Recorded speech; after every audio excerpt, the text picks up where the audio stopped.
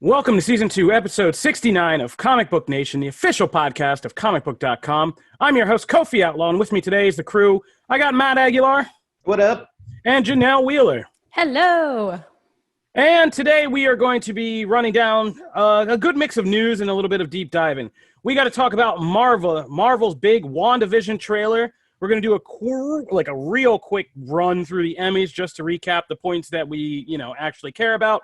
We got some updates on the Microsoft Xbox and some of the moves that Microsoft is making after we were kind of slamming them on a certain front. They made some big moves that we got to talk about. And we're going to check in with some of our favorite TV shows that are going on right now, including The Boys, Lovecraft Country, The Return of Archer, and Matt is psyched because he has a big wrestling and gaming crossover moment to share. So here's a review for you today of WWE 2K Battlegrounds. All right, so we got a lot to do and not a lot of time to do it, so let's start at the top and talk about Marvel's WandaVision trailer. So the biggest thing out of the Emmys for us geeks and everybody kind of related to the brand of the show was, of course, the debut of the WandaVision trailer, which is, let's be honest, this is like the first big piece of Marvel marketing that we've had since Black Widow trailers dropped in like the first quarter of the year. Hallelujah. Yeah, it was good to see something like, big and Marvel-y kind of coming at us. Finally, it's been a long drought. The longest. If Marvel was a drug, we had to go cold turkey on it this year, and it's been painful. So it was good to see the WandaVision trailer, and man, did it not disappoint. The trailer basically takes the kind of strange premise that we'll be kind of starting in, which is how is Wanda Maximoff, Elizabeth Olsen, and the Vision, who's dead, back into this kind of retro TV sitcom reality that we find them in and what's going on with that. And of course, the trailer did a very good X-Files-y kind of thing by showing you that this reality, there's something much bigger at play here, and not all is kind of quite what it seems, and can maybe even be a little bit twisted and scary in some kind of ways.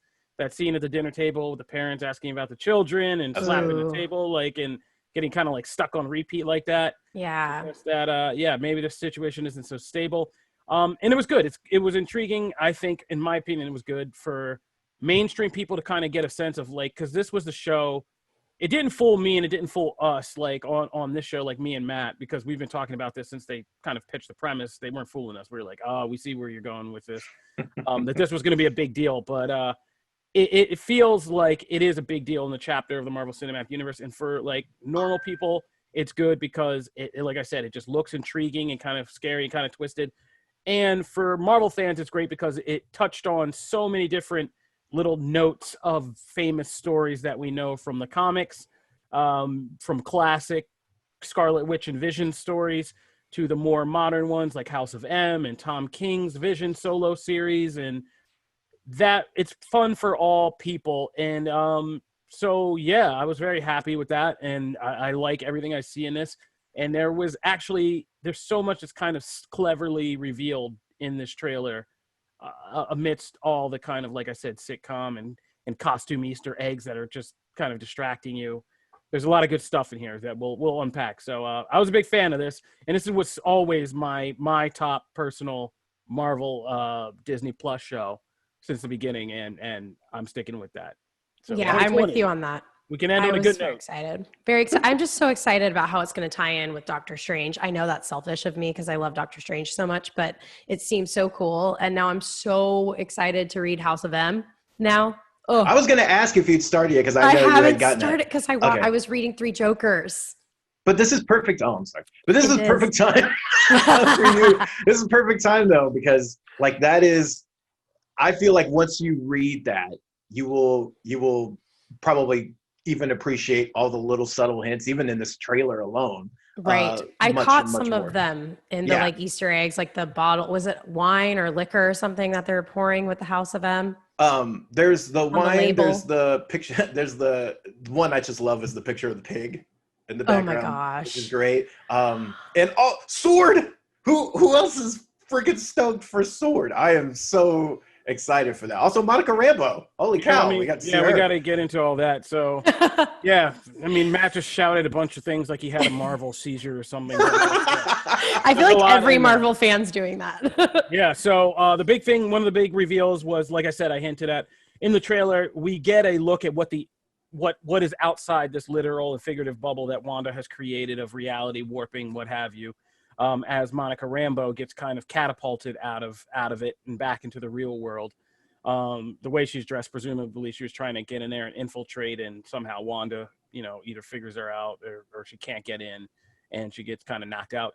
And this confirms set photos that we saw that she would be a sword agent, Monica Rambeau, and that she's not going to be alone. There's also going to be, and that sword is basically like a new version of S.H.I.E.L.D. or offshoot that collects people who were specialists through the Infinity Saga. So there's like, or were involved in it in some way. So you have Monica Rambeau, who has her own powers. Kat Dennings is confirmed through kind of Marvel tie-in literature during Endgame, was confirmed that she would be kind of recruited as a expert or a director of sword. Jimmy Woo's character, who from Ant-Man, who was an FBI agent, he was seen in set photos with Monica Rambeau's actress on set, and so he's also probably going to have been recruited. So yeah, they're this new offshoot using kind of this cool collection of people who were involved in the kind of early phases of the Marvel Cinematic Universe, and it looks like one of their kind of things they'll be dealing with is this phenomenon that Scarlet Witch is creating. And you can only imagine what I love about this, and my speculation is I don't think the series actually ends on a happy ending necessarily. I feel like Wanda might go completely berserk with her powers, and it becomes like a much bigger problem. And it goes from sword level to like Doctor Strange level. But yeah, I'm kind of cool. It's going to be kind of cool to see sword in their whole thing. And I'm really curious to see if it ties back to that Far From Home post-credit scene with Nick Fury in space. I didn't think about that. Yeah. Oh my gosh. I agree with Janelle. Like, and one of the coolest things about right now, anyway, like this next era of the MCU, like I was excited for WandaVision. Like when that first round of shows got announced, I was excited for WandaVision and I was excited for Doctor Strange. And the main reason why was because of Scarlet Witch's involvement, just because it opens so many doors. There's so many things you can do with her as a character, and we've seen so many cool storylines in the books kind of catapulting off of her, sometimes being unstable, sometimes being whatever, and like that's why, and they did that, they played on that in this trailer, which I thought was really cool. So yeah, I'm stoked. Yeah, and the one thing you're talking about playing on things that open doors, another one that's in the trailer was, of course, Catherine Hahn's character, and I love Catherine Hahn. She's so good. Yeah, and we didn't know who she was going to be playing, but if you watch with subtitles on, basically it says her character's name is Agnes, which seems almost certainly like a cover for or a version of Agatha. How did you know to do that? That's brilliant. I don't. I just read the internet and people figure this stuff out. Yeah. I mean, I was reading the internet, but I didn't hear that. Yeah, shout out to Reddit deep divers. Yeah, wow. I do not. Yeah, I do not think of these things. That is so cool. Doing anagrams and stuff, like geekier and smarter than me figure this stuff out. I just report it. So her name is probably going to be. She's probably the MCU version of Agatha Harkness, who is, of course, this very old witch in Marvel lore, and she became Scarlet Witch's mentor in the ways of using kind of how to use her quote unquote hex powers as like magic, full-fledged magical powers, and helped her kind of learn to do things like the reality warping and stuff like that. But eventually Wanda went crazy and killed her. So not so great for her. She's come back like everybody else in Marvel, but like, yeah, that's the main thrust of her story. Created fake children and all kinds. And she kind of is connected to Wanda and Vision both. Like she's the narrator of Vision's solo series as like this disembodied spirit, kind of like watching him and all this. So there's all these little Easter eggs from that, like in that scene where he's floating around the neighborhood and kind of sees her in a car. So there's questions about how they're going to play that, but it seems like that's going to be. And it seems like geared towards just evolving Wanda, because she's had this weird thing where back in like phase 2, they didn't think people were ready for like full magic. So they said she was basically like a psychic because they couldn't say mutants, and it was confusing. They were just like scepter people or whatever. And then it's kind of gradually transformed a little bit more, because in Avengers 2, it was this weird kind of thing where it was psychic and telekinesis and stuff. But Now they want her to do the full on like Scarlet Witch because now we're playing in a multiverse and with all kinds of stuff. And it's like, and now we have all the rights. Yeah, we have all the rights. And so, yeah, let's just go full fledged with this thing. And yeah, now we're going full hex powers, magic, the reality warping, all that stuff. So congratulations for Elizabeth Olsen. I was very happy for her when she was cast. I'm very happy for her now. And she's doing a great job. Yeah. Oh yeah, she's a great actress. I was like really a fan of hers. I was surprised she actually joined the MCU because she was was I. Yeah. Well, it's so funny that like when she did that whole, that first interview circuit and was kind of like, one of the things that like Kevin Feige told me is like, you don't have to wear the suit. You don't have to wear the comic Scarlet Witch suit. And then it's nice to see like in this, we get like those playful, ridiculous, like bare bones versions of both costumes. And it's like a weekend or not on both levels, right? Because like the only reason she took the part was like she was guaranteed she would not have to like dress like that, and it's it's great. So yeah, I feel like if you fall in love with that character, you want to. Yeah, she's been in it so long now that she actually like really enjoys all this. So I'm sure like by now it's her choice. She's like, yeah, that'll be fun. Yeah, they love that. Let's just put it on. All right, so that's WandaVision. You can check that out, and our whole breakdowns on comicbook.com. Marvel. We're going to move over to the Emmys, and like I said, this was like the lowest rated one. I mean, granted, TV has been limited this year, like everything else. Or this was for like the last year, though, so yeah, so it didn't really matter. But nobody's really kind of tuning in this year. Nobody really cared this year. I mean, it was. I think it's just one of those things of like, I don't know. It watching Hollywood, right? Yeah. I feel like it was just them being like a group of friends, and like you could tell who were the cool kids and who were the nerds and who were the outcasts and like who were the jocks, and it just kind of felt weird. And I mean, you have a really kind of Breakfast Club breakdown of Hollywood. I think Hollywood's a lot weirder than that. Yeah, you're right. I don't know if there's jocks and nerds and I think there's like the stoners and no. I don't know if you took a hard look at some of those. I didn't. I will say this. I watched the recaps. Yeah, I didn't watch the whole thing. I tried to. I turned it on. Literally, I caught Zendaya's moment, but beyond that, I was like, this is just awkward for me. So I turned it off. And then this morning, I took time. It took about an hour to just watch the best moments of. And that was actually, that was enjoyable. It was you grossly overprepared for what we're about to do. So. We're not doing any of that. Like, I don't care about the Emmys. I watched hardly any of it. So all I'm going to talk about are the things, like I said, that are relevant to us. And that's basically just numbers. Watchmen won big in 11 categories. It won some of the big top prizes, including Best Actress for Regina King and Best Actress Drama for Regina King, Best Supporting Actor Drama for Yahya Abdul-Mateen too, and Outstanding Limited Series Drama. And yeah, those are both well deserved. I mean, it won a bunch of production awards too, from sights to sounds and music and all that stuff. Yeah, I mean, that episode alone with just Regina King and Yahya Abdul-Mateen as the whole kind of how their relationship plays out in Dr. Manhattan time. I think it's called like Chicken or the Egg or something like that. That was just like one of the best episodes of TV that I've seen, and the best single depiction. Like, sorry, Alan Moore, but the best depiction of how Dr. Manhattan perceived life, time, love, and all that stuff. Watchmen ever did. Spitting fire. Yeah, but it helped the audience understand it too, especially if you didn't have background. I'm not disagreeing with you. I'm just saying. I'm just saying that's how the Watchmen fan base can be. Yeah, well, I don't care how they are. I mean, as somebody who's been on Damon Lindelof for not being able to pull down his big ideas sometimes, who's been on him for 10 years like that, and that dude, like, knows me. I know him, like, and... He killed it here, man. He killed it. Like, I mean, he did a better job. He out-Watchmen'd Watchmen in some ways, and he corrected American history in the process. Alan Moore didn't do half of that ish, so you know what? You can send this podcast to him and let me know where he wants to meet in the field for like the knife fight or whatever. Hey, Rich, I think we have a podcast breakup. Yeah. So this Watchmen was, I mean, fantastic, and it's so fantastic that I'm willing to just let it lie. I mean, as much as I want like another anthology of it, like, I mean, I don't know if they'll ever do it better or catch lightning in the bottle again. So congratulations for Watchmen. This was well deserved, and I mean, it just shows HBO and other places like, yeah, you can take this comic book material and do some stuff with it that can actually really matter. So, I mean, I hope it sets a precedent, and it also helps the comic book community maybe calm down a bit.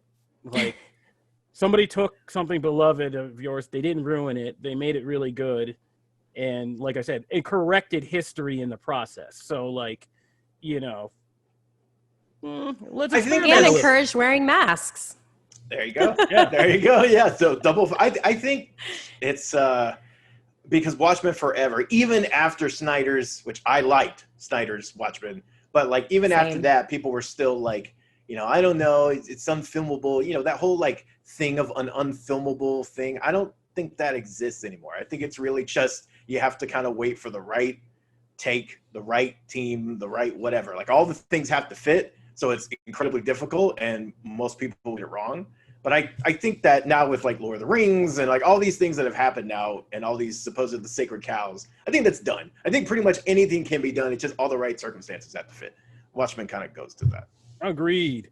As Janelle mentioned, Zendaya won big for Euphoria and becoming the youngest and second black actress to win. It was so cute. Best actress lead actress drama, and youngest at 24. So she's getting her chips on that way to that EGOT. All right, good for her. Ozark. I mean, that girl's a machine, man. She doesn't need anything. She's amazing. Zendaya doesn't need anything I have to say. She looked flawless. Yeah, she's so intelligent. She's just killing poised. Yes, yes, we love Zendaya. Huge fan. She ain't paying us. So let's keep moving. All right. Ozark's Julia Garner won for Best Supporting Actress, and I love Ozark. Good. And she's also so great in that show, so she decided. And otherwise, it was basically like Schitt's Creek and Succession just swept up the rest. Boy, Schitt's Creek, man. So wholesome, though. Yeah. Really awesome to see. Yeah, and that was the Emmys, the parts that we cared about. Mm-hmm. All right, real quick, going in before the break, we're gonna do, we're at a weird timestamp here. So, let's, yeah. Do you want a quick run through? Yeah, no, let's just take a break now. We'll take an early break, pay some bills, and then we'll come back and talk about the rest of this stuff because I want to give you time. All right, we're back. So, Matt, we're going to go through the latest on the Microsoft Xbox updates. Like I said, the big thing, of course, is that Xbox Series X or Xbox Series S pre-orders are now live. Matt's going to let us know how that's going compared to PlayStation. And we were just complaining that the Xbox's big loss was that it didn't have enough game exclusives.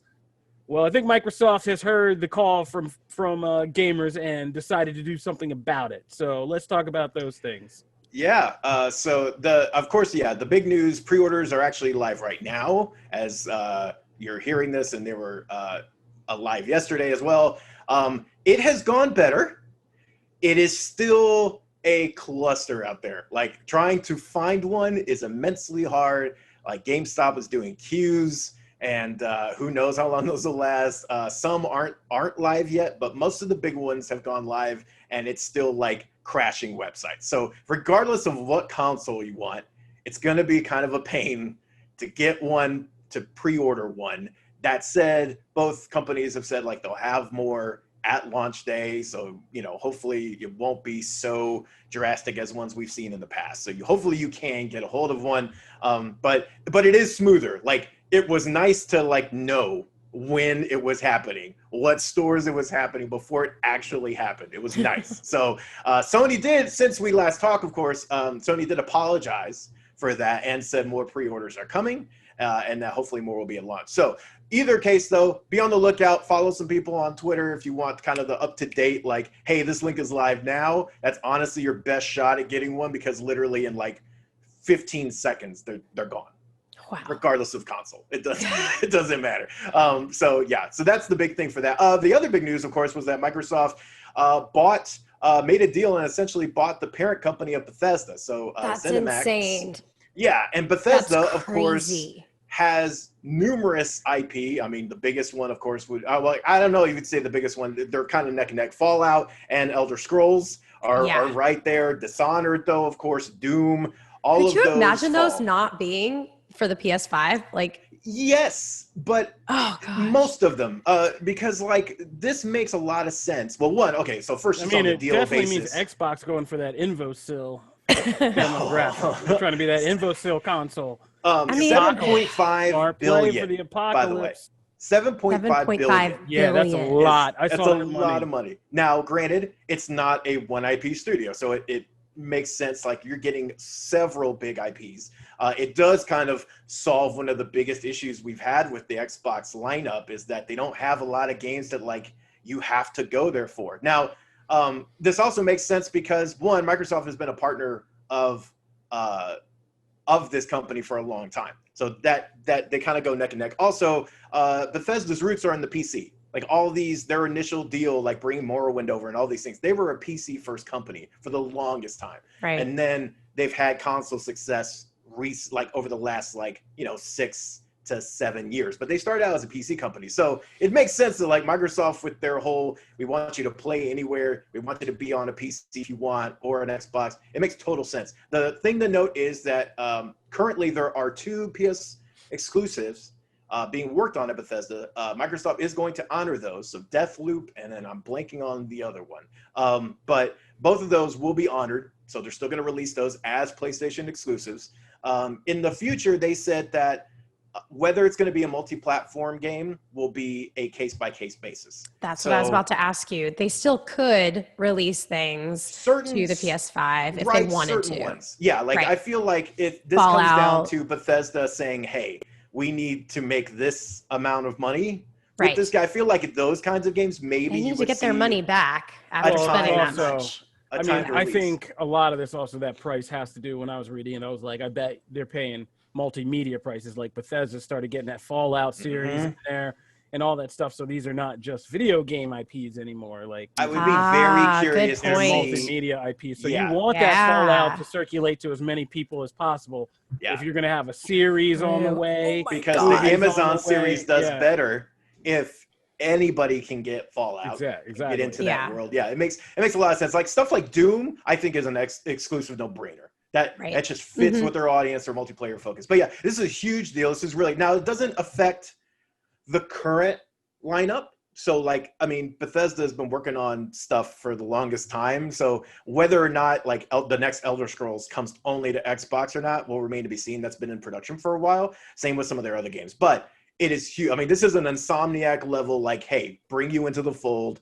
Your games are money for us. This makes all the sense in the world. I think this is great for Xbox gamers. The other big stuff was that Game Pass hit 15 million subscribers, which is huge. That's a great number. Yeah. And that kind of feeds into what Microsoft's been wanting their message to be of like, we just want you in the ecosystem. Doesn't matter where you play, what you play on. We just want that subscription money. 15 million is great. Next gen accessories. The biggest thing from that was that the current microcontroller will work on your new system.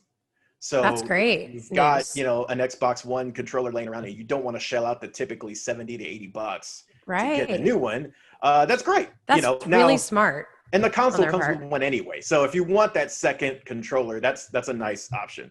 And yeah, I mean, that's most of the gaming news as of right now. I mean, what do you feel about that adding to the lineup? I mean, does that make you want to jump into an Xbox now? Like, not right at the moment, but I am now highly considering between the controller, which I think I like the way the controller looks and the way it is held better than the PS5. But the Bethesda depends on the exclusivity, because if certain titles I can't get on the PS5, there's a very good chance I would jump in and actually get an Xbox. I've never owned an Xbox in my life. Wow, really? Yeah. I didn't know. Okay. Nintendo and PS4 and PlayStation, PC gamer, and yeah, this might get me there. Kofi? PS5 all the way. Yeah. I tend to ping pong every couple of years. And it really just comes down, depends on like who has the best games. That's what I care about. Right. That's a good that's a good way to do it. I was Xbox all through the 2000s, and now I'm just like older. I want to play more kind of exclusive private experience games, things like that. So I'm PS5. So it's a very interesting landscape there, but good on Microsoft. Good on that. I think they made a compelling argument to like get their console finally, and they've been lacking. So that's gaming. All right. So moving right along, let's do our TV check-in. Let's talk about The Boys. The Boys' latest ep, this that we just kind of saw, had some things I really didn't need to see in it. And Nailed it. Yeah, the finale. Literally. Let's just start from the ending. Like, yeah, nailed it. Right. Yeah, I see what you did there. Yeah, I didn't need to see a Homelander Stormfront sex scenes. And I don't know if I'm just getting older or what, but the more and more I see sex scenes these days, I'm like, I didn't really need to see that. It's awkward. Yeah. The Game of Thrones burn you out. I definitely did. I mean, we've had this conversation, and it wasn't unpopular when I had it last time. But like when you've seen celebrities naked so many times, True Blood did this. To me. True Blood's when you see them naked so many times, you feel like you're dating, and like you've gotten old, and you're like, I just want to stop seeing this right now. Like, yes, I've seen this. Put on clothes. Like, So basically, like, yeah. I didn't need to see that, but I mean, The Boys specializes in things that are uncomfortable for me to see. Can we talk about the oh wait, spoilers? Hi guys. These are all spoilers. I mean, the recaps of spoilers. Doing spoilers. I'm so sorry, I forget sometimes. Can we talk about the face rip? Yeah. That was one of the coolest, and I'm a Walking Dead fan. That was one of the coolest special effects. Like, oh my gosh. I loved it so much. I hated it, but I loved Kimiko? it. Yes, Kimiko literally ripping off that guy's face. Yeah, I didn't see that. I thought she was gonna like smash his head or something. I didn't see an entire face rip coming out. That was amazing. And then made his friends watch. Yeah, that was brutal, wild. But like, jeez, so like brutal in like the best, most uncomfortable way. I was like, oh my god. I know you guys don't like the Deep as well, but I am really liking his storyline. I think it's funny. I know like the storyline is kind of like a snooze, but I don't know why I dig it. I like that storyline. Like I said before, I loved his scene with Maeve. Like that was great. Yeah. I feel like that is one of the ones that takes the longest to warm up, but I did like it by the end. It just took forever to like give you those moments. But yeah, like there's some great moments. Yeah, like it's a slow burn, man. That thing is I think it's because I watched so many like behind the scenes Scientology reality shows like the Remney and all that. Like I just think it's really interesting that they're choosing to highlight that and kind of mock it. I just think I don't know. Yeah. And it's really though when this stuff starts happening, like where he starts interacting with the seven or other people, like that's when it gets interesting. Because otherwise it's just him dealing what is he doing? Scene aside. Gil scene, that was great. The Gil scene was amazing. But like aside from that, it's just him dealing with his problems. Like him and Maeve are the best because she doesn't like at all care about him or like tell him. Like, so good. You think I'm a POS? Yes. Like, so good. He wasn't even surprised. Yeah. That's great. And I continue to hate Stormfront and love. Like I hate her because I love her because I hate her. Like she's fantastic this season. So yeah, she's like a really great antagonist, and just like she's the only other person. I was always worried about like Homelander because like every time he's on screen, you get like real nervous. You don't know what's gonna happen or whatever. But like she's even better because she just like mind f's people so well. Yeah. Like everything's even the mom scene. Yeah. Oh my gosh. Total manipulation on her part to just push whatever she like. It's all those little things, right? It's great. So. Yeah, that was great. And I'm trying to think what else happened in this episode. Is this episode when they took on Black Noir? Or was that last episode? In the house? Yes. Yeah, that was this episode, right? Yeah, okay. Yeah, that was crazy. Because that had me terrified. As soon as I walked outside and saw him like creeping on that house, I was like, oh my god! Like he really is so scary. Well, I think that's something this season has done way better than the first season. Like he's barely in the first season, right? And you don't really get like most of the times he's in it, it's played for comedy. It's not played for like, oh, this dude is literally like a lethal. Yeah. It's like Wolverine as a non-talking ninja, which is somehow even scarier. And this season, right off the bat, they set the tone, and then stuff like this happens, and you're like, oh my god, like dude, this guy's face burn off. Yeah, I mean, as soon as you like know he's after them, you're like, that's not good. And, so good. But, it had good things. Yeah, they did introduce Terror. Like, yeah, that was great. The dog. Yeah, I love that. So cute. And this was like a good humanizing. See, I don't need Butcher to be soft because this episode did a good job of showing the other side of like how you can humanize Butcher without making Carl Urban actually like do stupid dramatic stuff. Breakdown, yeah. Yeah, just like by telling, Huey the story about his little brother and like what like how he is. I love that scene. Yeah. That scene is so and his good. aunt is so good. There's like a drug dealer. Like, yeah. So yeah, it's great.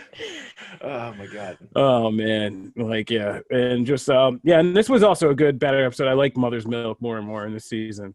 Like when he's just listening, he's like, Butcher's so nice to me. And he's like, tell me everything. Yeah, tell me everything. Yeah. So Oh man. But yeah, so yeah, the boys growing on me. This was like a great episode. I forgot this was all packed into like, yeah, one episode. It was a lot better than episode 4 for me. But yeah, so kind of loving that. All right. Moving right along, Lovecraft Country. I know I'm the only person still watching this. Matt, did you start? I started it. I did not get to finish it, but I did start it, and it's awesome. It's really good. It's really good. Yeah, so this episode, spoilers. This episode was a pivotal episode kind of this week, which is why I'm talking about it, which introduced Jamie Chung's character, who has been kind of teased throughout the series. I also just wrote a close to 2,000-word breakdown called Lovecraft Country, what is happening on the show, because it is kind of confusing what is happening on this show at times. So the overall mythology, because individual episodes just pepper in little serialized parts, and then all the horror, the craziness, and all the zaniness that's happening, it can be hard to keep track, but I broke it down for you. But this episode had an excellent kind of backstory episode in the Korean War, where Atticus was in the war and how he met Jamie Chung's character, Jia, and who she was. And if you're a Naruto fan, man, you will never look at Kurama the same way again after this episode, because Lovecraft Country did its own version of the Korean entity, the nine-tailed fox.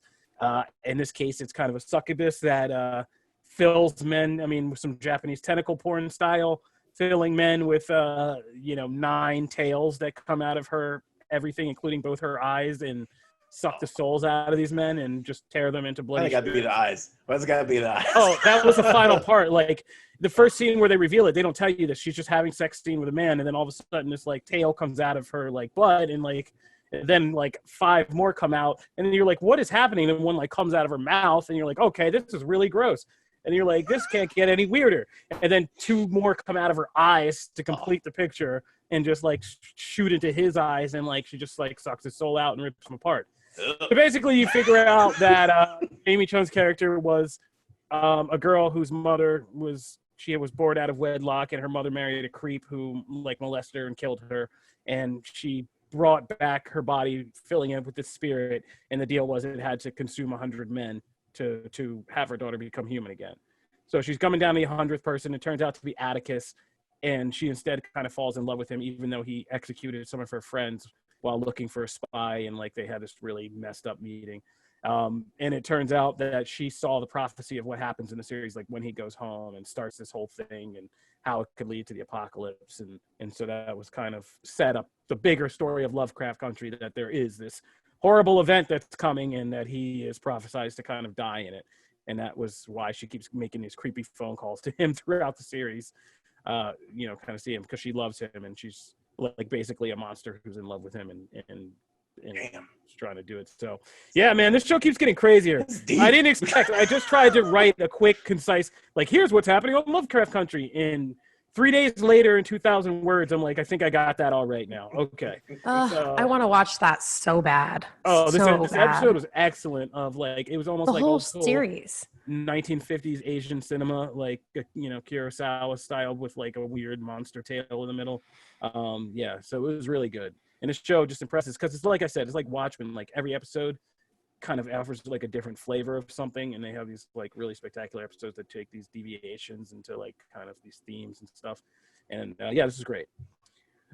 Finally, I just want to shout out that he's back, ladies and gentlemen.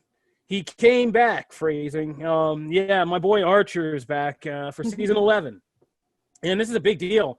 You haven't heard me mention Archer ever on the show, because the last few seasons, if you've been a fan of the show, you know what we've gone through the last 3 seasons over 3 or 4 years. They basically put Archer in a coma in what was it, season 7, and he ended up in a coma. And so then seasons 8, 9, and 10 were these different themed seasons, where the 8 was a detective noir world. 9 was kind of Gilligan's Island, an older Danger Island type of theme. And 10 was a space theme, like outer space sci-fi theme, and these were all Archer's coma dreams, quote unquote. But the show really kind of sucked when they did that because, I mean, I get what they were going for. They were trying to just say the characters are so like, you know, they wanted to do stuff differently, and they were bored. And they said the characters are so familiar now we can put them in different situations and everybody will still love it. Well, sorry, but that's not true. Everybody doesn't just love Archer just because of the characters. It was the actual premise of a workplace comedy in a spy agency was kind of a big part of why it worked so well with this demented kind of bro douchey James Bond guy. So season 11 is finally Archer waking up from his coma. I can't remember if they've agreed this is the final season or if they are extending it. I forget. But he wakes up, and so now it's back to the actual premise of the show. And that's the stage to set to say, yes, Archer works so much better when you put it back in its correct box. Like, when it's back to being a spy agency workplace comedy, it is funny again. And this was like getting back to classic Archer. But better, because the thing about Archer that can take away from it is when he becomes too bro douchey for you to kind of stand that actual people would ever not shoot this guy in the face. And this season is different because after he comes out of the coma, he's had like that come to Jesus moment, and he kind of realizes like who he wants to be, and he wants to be with Lana and all this stuff. But it's been 3 years and everybody's moved on. So wow. Everything has changed. The entire formula has changed. Cyril's now the Archer of the agency. Lana got married to this kind of boring guy played by Stephen Tobolowsky.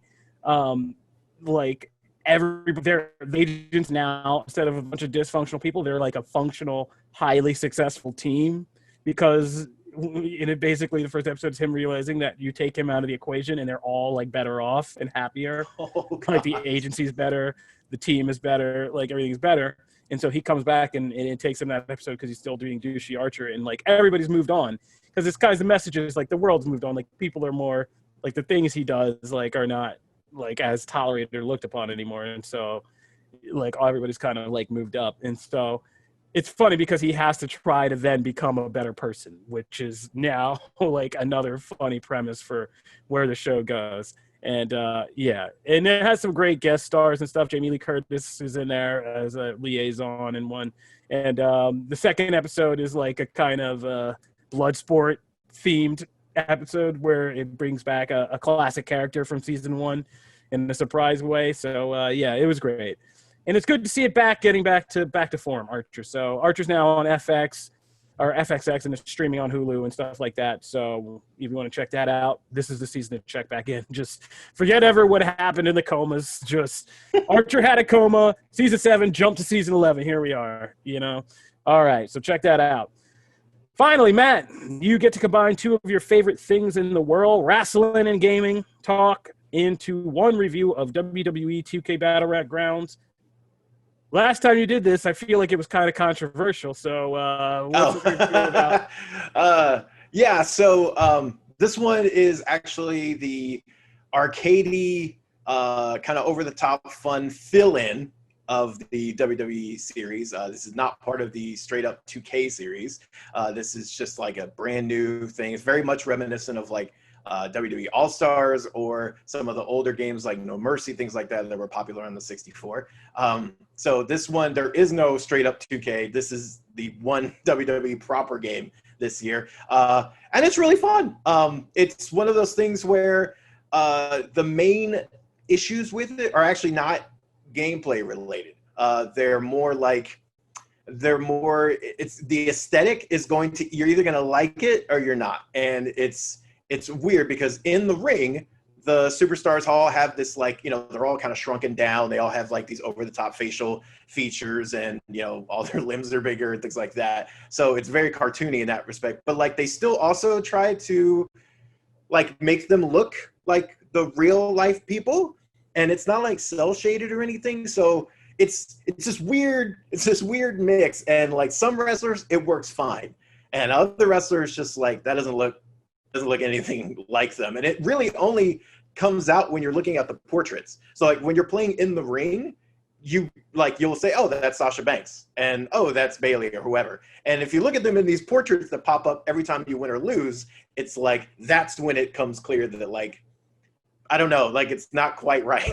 Something's not quite right. Some wrestlers look great, but others, like Kofi Kingston, doesn't really look like Kofi Kingston. I was like, is that ludicrous? Like, I didn't know who that was, who that was supposed to be. Luda. So like, Luda.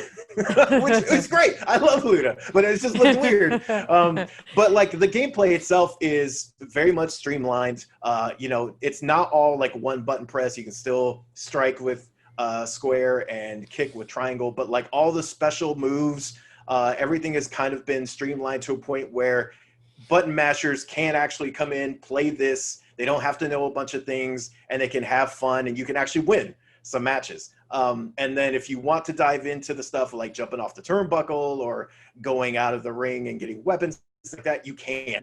Everything has been simplified. So like submissions, for instance, in the regular 2K series, submissions are still a pain. They're overly complicated. Here, literally, you can, so far, I've discovered one you can do, and there's one way to do it. It has like a very simple, like double trigger type of thing, and it makes it fun. Like you can pull it off, and it's not complicated. And a lot of the stuff in this game is like that. There's a crowd bar, so like it'll recommend you do certain things to get the crowd hyped, and if you do that, it fills this bar, and that means you can do more reversals and counters. So it ties in the systems a lot.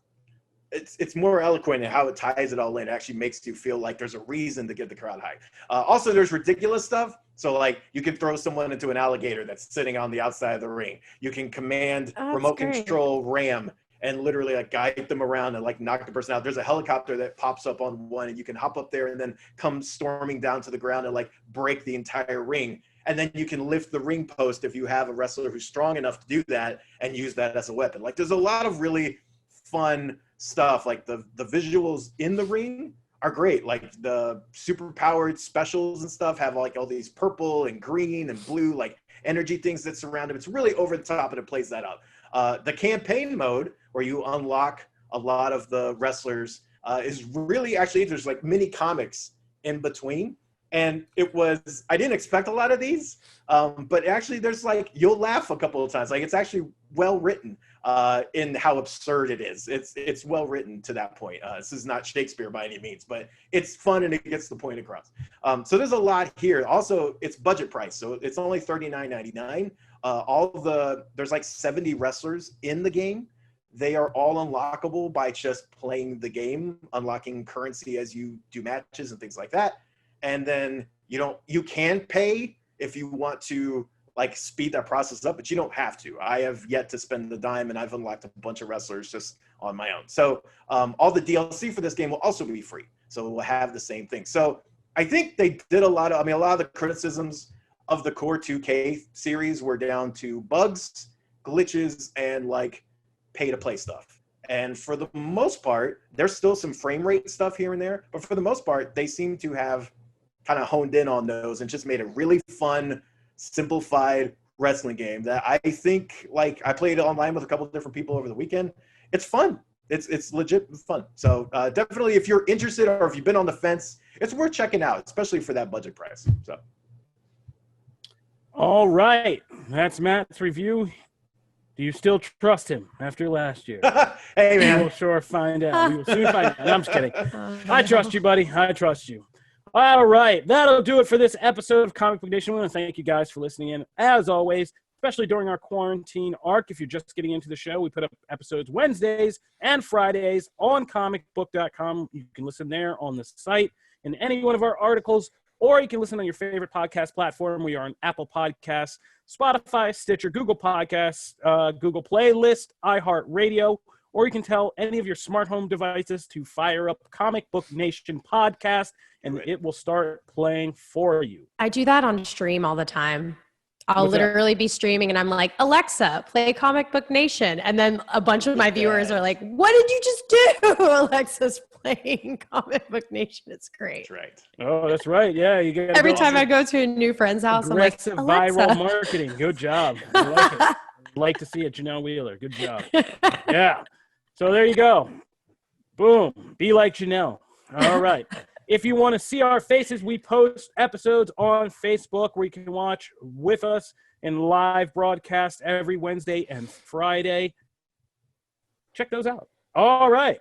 And if you like the show, go on Apple Podcasts, leave us a 5-star review. When we eventually get back into our office after all this COVID madness, we got to clean out that merch closet, so all our 5-star fans will be getting a T-shirt sent your way. We're going to keep Jim working. And our mail department, they need to make up for a lackluster 2020. So we're going to be sending some shirts out.